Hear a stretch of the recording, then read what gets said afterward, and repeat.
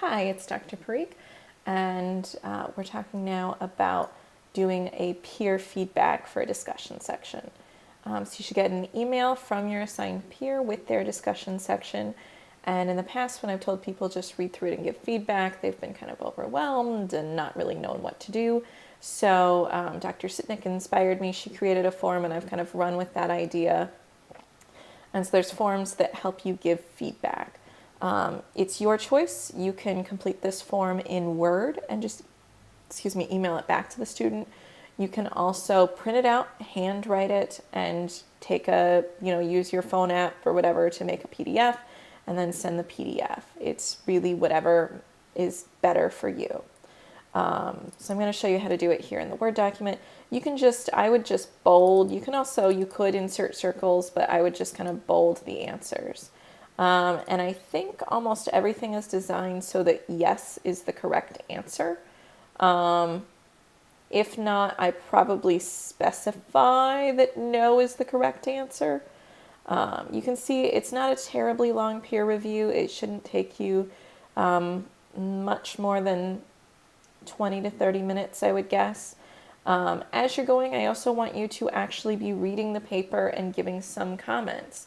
The easiest way to do it, so it's a little different in a Mac, but there's a few things you can do. One is you can turn on track changes, and you can use an internet search to see how to do that in your version of Word. And then let's say I just kind of recommend adding a period and starting a new sentence here. You'll see it tracks what changes I've made. So they can go back and look at each one, and then they can look and they can accept or reject the change. So it makes it really easy. They'll notice, it's important to not just change it because, for one, you could be making a mistake. You want to give them a chance to review it. But also, it lets them see what they tend to do wrong. Because when someone just fixes it for you, you don't realize what they've changed and what you can learn to change. And at the end of the semester, you're actually going to put together a list of your most common mistakes so that you have that in the future when you write papers. And so it's important to help people figure out what their common mistakes are.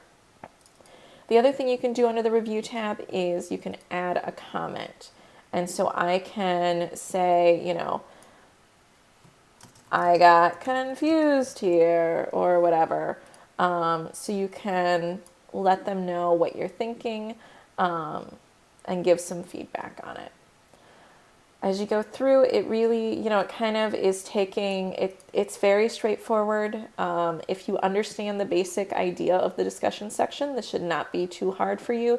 And actually, it may even help you understand the discussion section.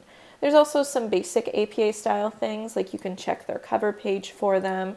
And it's really helpful. This helps you and them because it lets you see someone else's writing, see other ways of potentially doing things. It also helps you think about what these requirements really mean when you're trying to evaluate whether someone else has met them or not. And so you may be able to go back and revise your paper with a better understanding of what I'm looking for. Let's see. And then at the end, you'll give some just kind of general feedback. That's randomly a really big font because that's what I had to do to make it, because accessibility software doesn't like it when it's small. So I highly recommend making that something more reasonable, like 12-point font. I wanted it to be big enough that people who are writing by hand, it would be spaced out. But you would just add whatever. So make sure you add 2 areas for improvement and 2 strengths. So you want to give both. What do you think they're doing really well? And what do you think they can build on? And I'm looking for 2 specific things. I would just do bullet points or something. I would probably just do it like this. Just little quick bullet points. And that is how you go through and do a peer feedback. No matter what level you are at writing, you can give feedback because you know when you get confused. Even if you're not great at grammar, you can make any recommendations you see, and whatever you're giving is going to be helpful. It's going to be a lot better than nothing. Also remember, sometimes, the downside of not being in class when you do this, not having an in-person class, is in person when you aren't sure whether you're right or the other person is right, you can flag me down and I can come help clarify.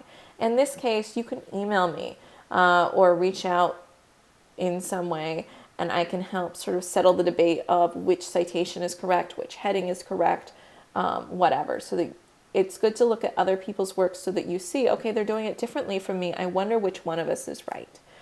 So this peer feedback, everybody's nervous about it. Nobody likes the idea of it, but students over and over have said it was actually really, really helpful, and I'm glad that I did it.